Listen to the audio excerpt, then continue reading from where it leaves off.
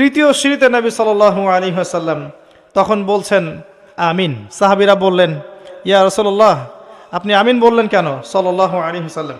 তিনি বলছেন, এই সময় জিবরাইল আলাইহিস সালাম আমাকে বলেছিলেন, সেই ব্যক্তি ধ্বংস হোক, সেই ব্যক্তি ধ্বংস হোক যার সামনে আমার নাম নেওয়া হয়েছে কিন্তু সে আমার নাম শুনে দরুদ পাঠ করে নাই।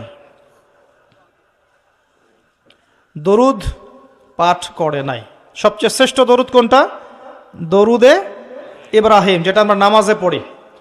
এটা যদি পড়তে না পারেন, সকালে 10 বার, সন্ধ্যায় 10 বার শুধু বলবেন আল্লাহুম্মা সাল্লি ওয়া সাল্লিম আলা নবিয়িনা মুহাম্মদ। পারা যাবে? বলেন আল্লাহুম্মা সাল্লি ওয়া সাল্লিম আলা নবিয়িনা মুহাম্মদ। সনদ ঠিক আছে।